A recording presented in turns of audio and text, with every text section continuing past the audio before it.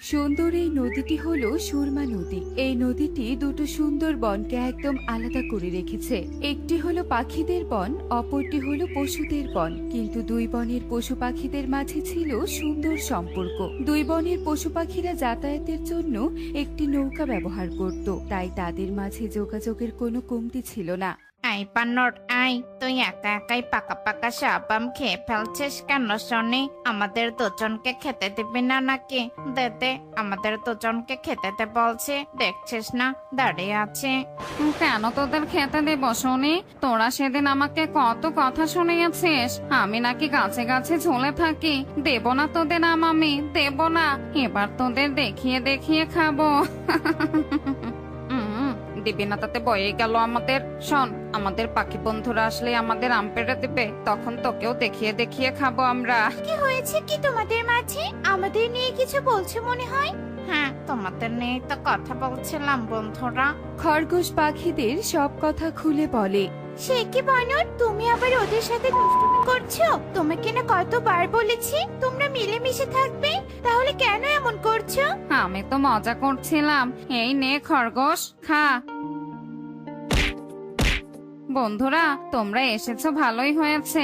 আমাদের বনে আজকে অনেক আম পেকেছে, তোমরা পেড়ে নিয়ে যাও।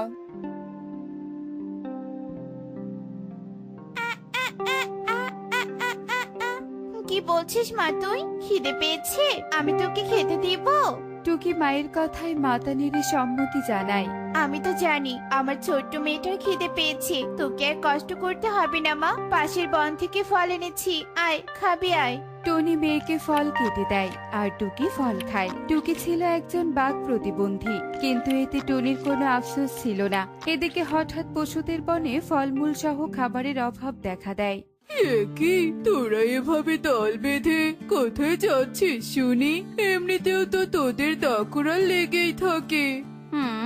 আমরা যে এখন আর ঝগড়া করি না, তা কি তোর চোখে পড়ে না নাকি শিয়াল? আর যাচ্ছি তো পাশের পাখিদের বনে। আমাদের বনে তো ফলমূল পাওয়াই যায় না, তাই পাখিদের বনে কদিন থেকে আসি। পাখিদের বন? আমি ওদের বনে কখনো যাইনি, আমাকে নিয়ে যাও না তোরা। আমারও যে যেতে ইচ্ছে করছে অনেক। চল চল, একসাথেই যাই। তোমাকে কেন যাবে শুনি? তুমি পাখিদের বনে গেলেই অঘটন ঘটাবে। না না, তোমাকে সেখানে যেতে হবে না। বুঝেছি, তোরা আমাকে বিশ্বাস করতে পারছিস না, তাই তো? আমি তো ভালো হয়ে গেছি, কারো কোনো ক্ষতি করি না। সব শিয়াল কি আর এক হয় বল তোরা? ঠিক আছে ঠিক আছে, আর কাঁদতে হবে না।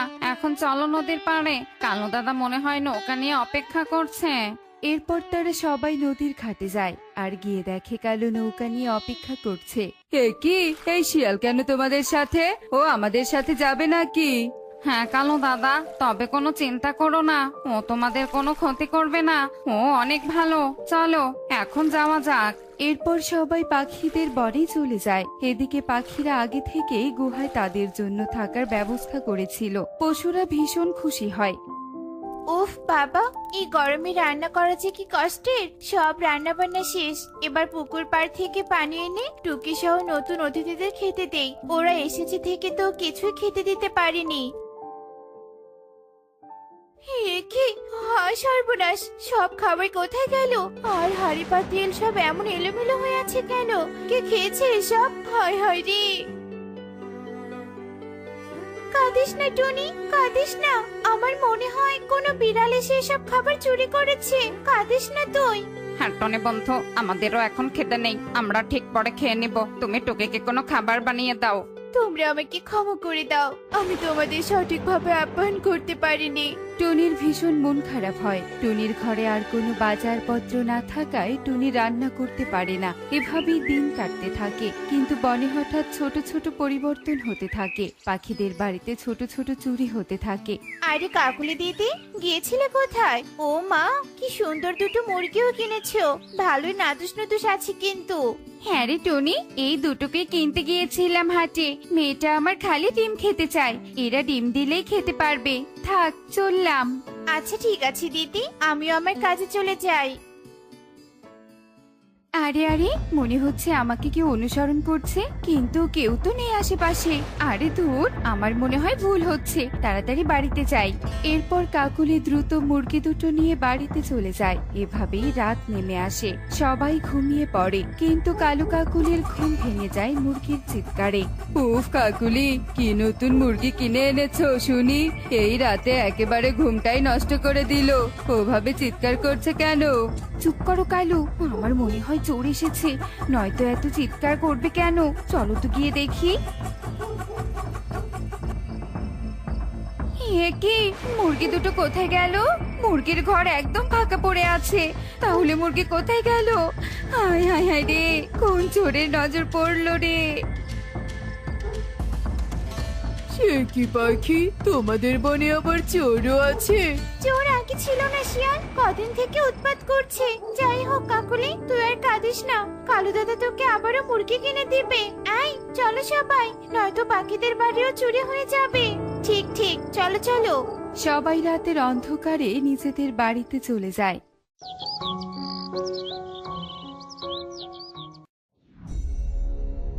শিয়াল, এভাবে ছানাদের কি দেখছিস শুনি? তোর মতলব তো দেখছি একদম ভালো না। বল বল, আমাকে বল। আমি তো ছোট ছোট ছানাদের খেলা দেখছি কালু দাদা। কি সুন্দর ছানাটা বিকেল হলে খেলে, আর আমাদের বনে তো এত সুন্দর দৃশ্য কখনো চোখেই পড়তো না। আহা, চোখ যেন আমার জুড়িয়ে যাচ্ছে। থাক থাক, অতিভক্তি চোরের লক্ষণ। তোকে এত দেখতে হবে না, তুই এখান থেকে চলে যা। এমনি বনে চোরকে ধরতে পারছি না। কেন, আজ আবার কি হলো? কি আবার হবে, সুখী দিদির বাড়ির সব খাবার চুরি হয়ে গেছে। একবার চোরকে ধরতে পেলে উচিত শিক্ষা দিব। শিয়াল কালুর কথা শুনে আর এক মুহূর্ত দেরি না করে চলে যায়। আরে আরে, শিয়ালের পায়ে কালির দাগ কেন? না না, এই শিয়ালকে আমার ভীষণ সন্দেহ লাগছে। একে চোখে চোখে রাখতে হবে, কিছু তো একটা রহস্য আছেই। কালু শিয়ালকে দেখে নজর রাখতে থাকে। এভাবেই দিন কাটতে থাকে। কালু চোরকে ধরতে একটা ফন্দি বের করে। কি ব্যাপার কালু দাদা, তুমি আমাদের এভাবে জরুরি ভাবে ডাকলে যে? কোনো সংবাদ আছে নাকি? নিশ্চয়ই চোরের ব্যাপারে কিছু জানতে পেরেছো? না না, চোরের ব্যাপারে কিছুই জানতে পাইনি টুনি, তবে আমি তোদের নিমন্ত্রণ করতে ডেকেছি। শোন, তোদের কাল আমার বাড়িতে নিমন্ত্রণ রইলো। তোরা সবাই আসবি কিন্তু। তোদের জন্য আমি একটা স্পেশাল খাবার বানাবো, যা তোরা আগে কখনো খাসনি। ইঁদুর বানর, তোমরাও আসবে কিন্তু। হ্যাঁ হ্যাঁ, অবশ্যই আসবো। তুমি আমাদের ভালোবেসে নিমন্ত্রণ করেছ, আর আমরা না এসে পারি? এরপর পাখিরা চলে যায়। এভাবেই সেই দিন কেটে যায়। এদিকে পরদিন সবাই কালুর বাড়িতে নিমন্ত্রণ খেতে আসে, কিন্তু এসে দেখে কালু চিন্তিত হয়ে বসে আছে। এ কি কালু দাদা, তুমি চিন্তিত হয়ে বসে আছো কেন শুনি? কই, আমাদের খেতে দাও। কি এনেছো তুমি? কি বলবো টুনি, আমার এক শহুরে বন্ধুর থেকে একটা বড় আম কিনে এনেছিলাম। এত বড় আম তোরা কোনো দিন দেখিসনি, কিন্তু দেখ, কে যেন সেটা চুরি করে নিয়ে গেছে। তোদের আর বড় আম খাওয়াতে পারলাম না। মিথ্যে কেন বলছো শুনি কালু দাদা? তুমি তো বানিয়েছিলে আমের মতো দেখতে একটা কেক, সেটাও কি বিশ্রী খেতে রে বাবা। ছি, আর পাখিদের কিনা মিথ্যে বলা। হ্যাঁ হ্যাঁ, বাকিটা বল শয়তান শিয়াল। এবার বল, তুই কি করে জানলি যে আমি কেক বানিয়েছিলাম? এই কথা তো বনের কেউ জানে না, আবার তুই খেলি কি করে? তার মানে এ কি, তার মানে এতজন শিয়াল আমাদের চুরি করে খেয়েছে, আর আমরা বুঝতেও পারিনি? হায় হায় রে, আমাদের সাথে কিনা এত বড় বেইমানি। এই সবাই আগে বজ্জাত শিয়ালকে বেঁধে ফেলো, নয়তো পালিয়ে যাবে। তারপরের বিচার করছি। এরপর সবাই মিলে শিয়ালকে বেঁধে ফেলে, আর শিয়াল ভয়ে কাঁদতে থাকে। এবার বলো তো কালু দাদা, তোমার এই শিয়ালকে সন্দেহ হলো কেন? কেন আবার? আমার আগে থেকেই শিয়ালকে সন্দেহ হতো, শুধু প্রমাণ পাচ্ছিলাম না। কিন্তু টুকি আমাকে তা সহজ করে দিয়েছে। শোন, টুকি একদিন নিজের চোখে শিয়ালকে চুরি করতে দেখেছিল, কিন্তু কথা বলতে না পারায় তোদের বলতে পায়নি। কিন্তু আমি ইশারায় ওর থেকে সব বুঝেছিলাম, আর সবার সামনে প্রমাণ দিলাম। তোকে অনেক ধন্যবাদ কালু, তুই আজ বুদ্ধি না খাটালে এই শিয়াল আরো চুরি করতো। ছি, তোমরা আমাকে ক্ষমা করে দাও। আমি এত এত খাবার দেখে লোভ সামলাতে পারিনি। থাক শিয়াল, তোকে আর ক্ষমা চাইতে হবে না। তোর পাপের কোনো ক্ষমা নেই। তোমরা আমাদের ক্ষমা করে দাও। আমরা শিয়ালকে না নিয়ে এলে এমনটা হতো না। আমরা এক্ষুনি এই বন ছেড়ে চলে যাচ্ছি। তোমাদের আর বিরক্ত করব না।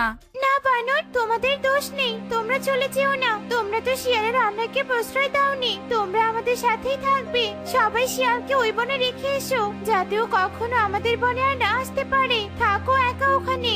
শিয়াল কাঁদতে থাকে। এরপর সবাই শিয়ালকে তার আগের বনে রেখে আসে, আর বাকিরা এই বনে হাসি খুশিতে দিন কাটাতে থাকে।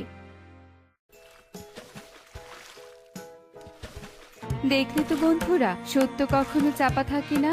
যে যতই অন্যায় করুক না কেন, একদিন না একদিন তা সবার সামনে আসবেই। এমনই সব মজার মজার শিক্ষণীয় টুনি পাখির গল্প পেতে আমাদের সাথেই থেকো। আর গল্পটি কেমন হয়েছে তা কমেন্টে জানাতে ভুলো না কিন্তু। Bye bye.